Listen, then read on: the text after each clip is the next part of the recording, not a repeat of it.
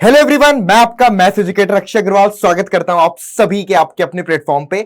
तो बच्चों, बहुत सारे बच्चों का ये कमेंट था कि सर हम 11th क्लास से 12th में जा रहे हैं, तो आप 12th क्लास हमें कैसे स्टार्ट करनी चाहिए, how to prepare for class 12th की हम क्लास 12th में 95% से ज्यादा मार्क्स मैथ्स में स्कोर कर सके। ठीक है, ये बहुत सारे बच्चों का जेन्युइन डाउट है। ऑब्वियस सी बात है कि हर कोई चाहता है कि यार वो अपने पेरेंट्स का, अपनी पूरी फैमिली का नाम रोशन करे। तो हर एक का गोल है कि भाई हम 95 प्लस मार्क्स कैसे मैथमेटिक्स में आपका अचीव कर सकते हैं।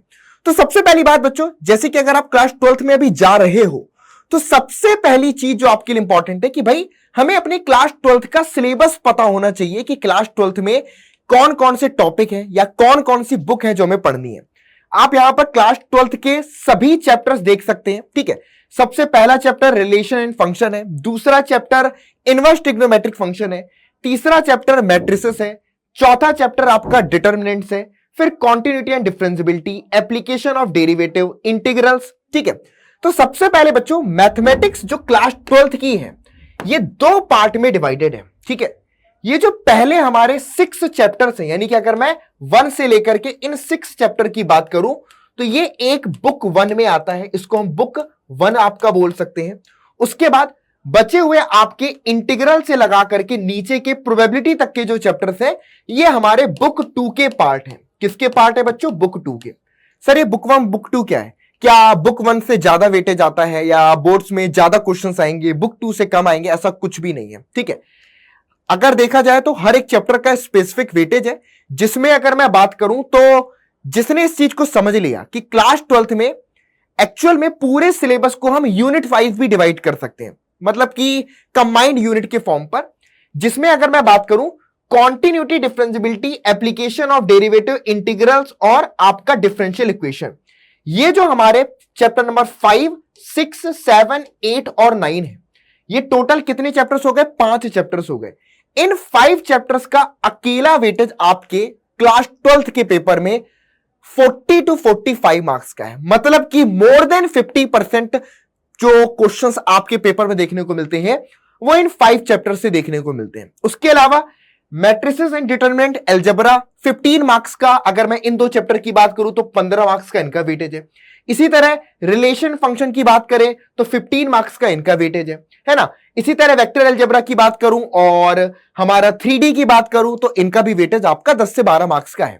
तो बेसिकली हमें यह चीज समझना है कि सबसे ज्यादा इंपॉर्टेंट क्या है, जिसमें हमें यह बात पता चलती है कि जिसकी कैलकुलस स्ट्रांग है, यानी कि ये 5 chapters continuity, differentiability, application of derivative, integral, फिर application of integral of differential equation, वो मान लो अपने बोर्ड्स के पेपर में 95 प्लस स्कोर इजीली कर सकता है। क्योंकि ऑब्वियस ही बात है कि 50% आपने अच्छा कर लिया, बाकी तो जो चैप्टर्स है वो बहुत इजी है। मतलब कि ये बचे हुए चैप्टर्स ना सिर्फ इजी हैं बल्कि इनसे आप अच्छा खासा मार्क्स स्कोर भी कर सकते हैं।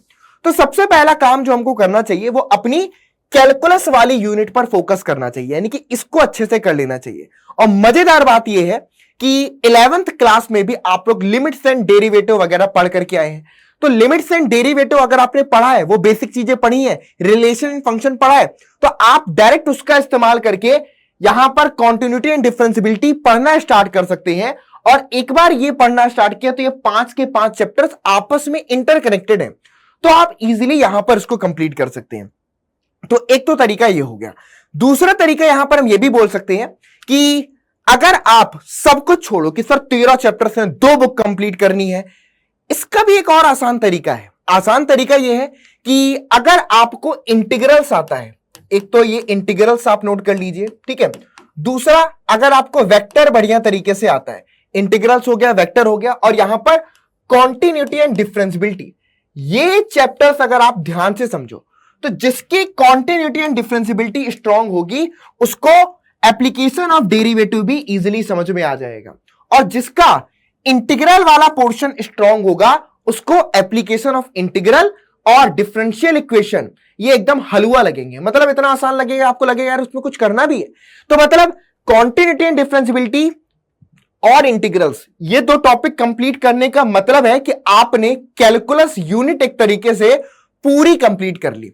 उसके बाद बारी आती है वेक्टर्स की।